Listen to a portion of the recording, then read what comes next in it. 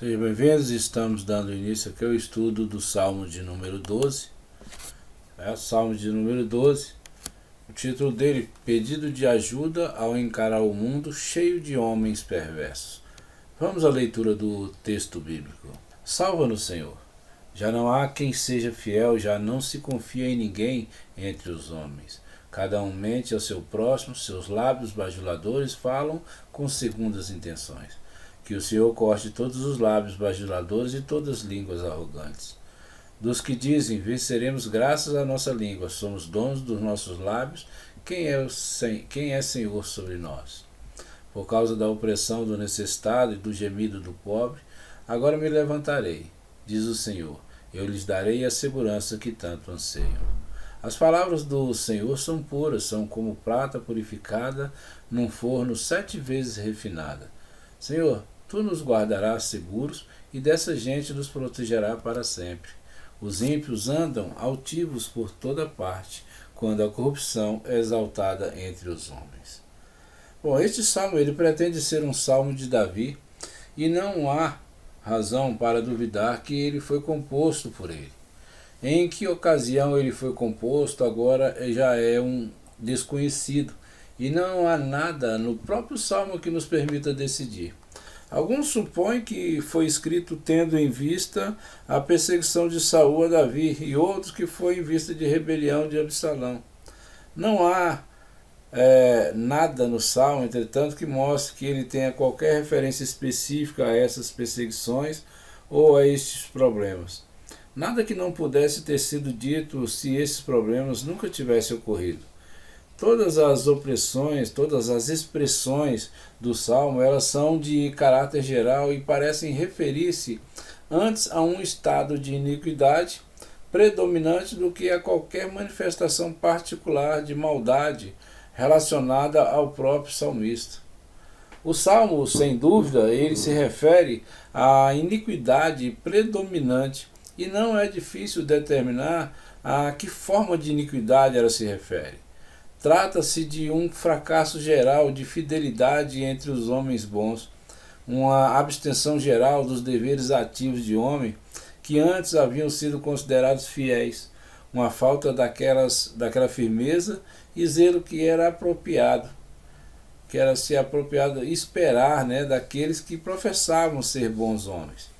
Em particular, ele refere-se ao modo de falar predominante entre aqueles de quem era de se esperar coisas melhores. Uma condição que faltava seriedade e sinceridade na conversa. E que abundou a bajulação, em que significados duplos na conversa eram uma coisa comum. E que não se podia confiar nas promessas feitas solenemente. E no qual houve, consequentemente, grande injustiça contra os pobres e os desprevenidos. Aqueles que, por causa de sua ignorância e de sua natureza não suspeitosa, foram grandemente prejudicados ao depositar confiança em tais promessas e tais garantias. E nesse estado de coisas, o salmista ele considerou que era apropriado, invocar a Deus para proteger aqueles que estavam expostos a tais injustiças. Então o salmo ele é composto por essas partes. É uma declaração da condição predominante das coisas, como uma razão pela qual ele era apropriado para Deus intervir. O fato de que o Senhor interferiria em tais situações e cortaria essa classe de pessoas. O 3, o forte contraste entre a palavra do Senhor e a linguagem que era então predominante, no versículo 6.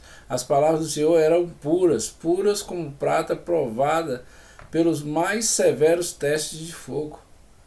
E 4, uma profunda convicção por parte do salmista de que Deus seria o protetor daqueles que fossem assim expostos às injúrias e às injustiças. Em específico, ele os afastaria para sempre dos propósitos de tal geração. E no versículo 8, versículo 8 do capítulo 12, o versículo final, os ímpios, eles andam por toda parte quando os mais vis eles são exaltados. Parece ser apenas a execução de ideia da proteção divina no salmo.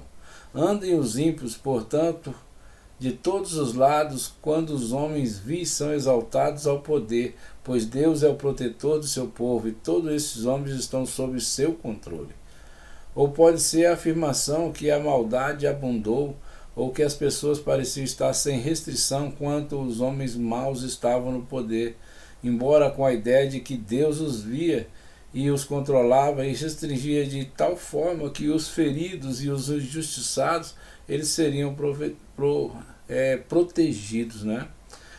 Quanto ao título, ao chefe dos músicos em Seminite, é o mesmo do Salmo 6, exceto que as palavras em Neginote usadas ali são omitidas aqui, certo? Quanto a isso, é o que nós temos para falar a respeito desse Salmo de número 12. Então, até o Salmo de número 13, que Deus abençoe você e sua família. Deus abençoe, em nome de Jesus.